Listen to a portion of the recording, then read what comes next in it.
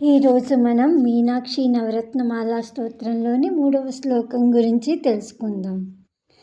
గౌరీం నూపురశోభితాంఘ్రికమలాం తూణోల్లసజ్జంఘికాం దంతాదర్శసమానజానుయుగళాం రంభానిభోరోజ్వలాం काञ्चीबद्धमनोज्ञपीनजघनामावर्तनाभिहृदां मीनाक्षीं मधुरेश्वरीं शुकधरां श्रीपाण्ड्यबालां भजे.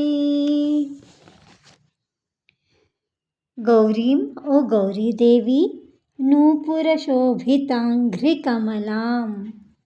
నూపుర అంటే అందెలు, శోభిత అంటే ప్రకాశించే, అంఘ్రి అంటే పాదములు, కమలాం అంటే పద్మములు.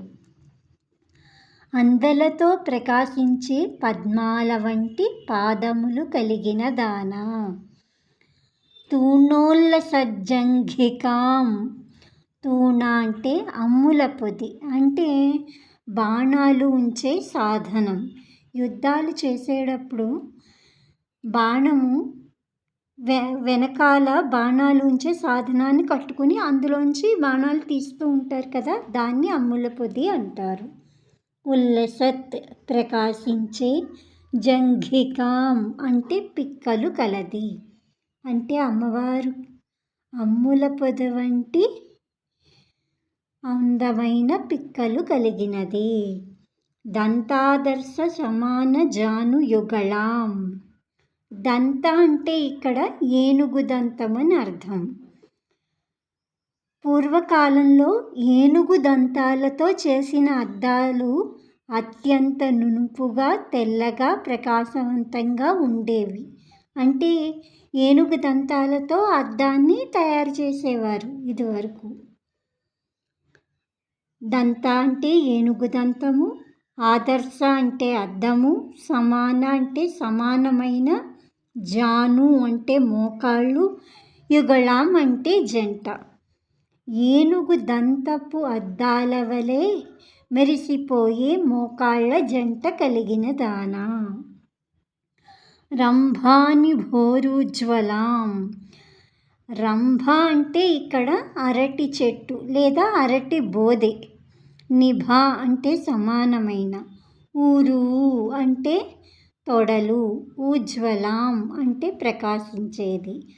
అరటి బోదె వంటి నునుపైన గుండ్రంగా ఉండే ప్రకాశించే తొడలు కలిగినది అమ్మవారు. కాంచీబద్ధమనోజ్ఞపీనజఘనామావర్తనాభిహృదాం.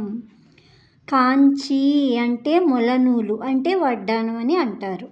బద్ధ కట్టబడిన లేకపోతే ధరించిన, మనోజ్ఞ అంటే అందమైన, పీన అంటే పుష్టి కలిగినది లేకపోతే నిండుగా ఉన్నది, జఘనాం అంటే నితంబం, ఆవర్త అంటే సుడి, నాభి అంటే బొడ్డు, హృదాం అంటే హృదయం లేదా లోతైన సరస్సు వంటి అని కూడా అర్థం చెప్పుకోవచ్చు. మొలనూలు ధరించిన మనోహరమైన నితంబములు మరియు సుడి వంటి లోతైన నాభి కలిగినది. ఎవరామే? మధురేశ్వరి, మధురైని పాలించేది. సుఖధరాం అంటే చిలుకను ధరించినది.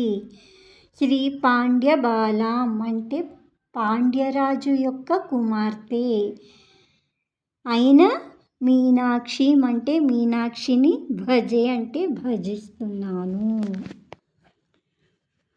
అందెలతో ప్రకాశించే పద్మాల వంటి పాదములు కలిగిన దానా.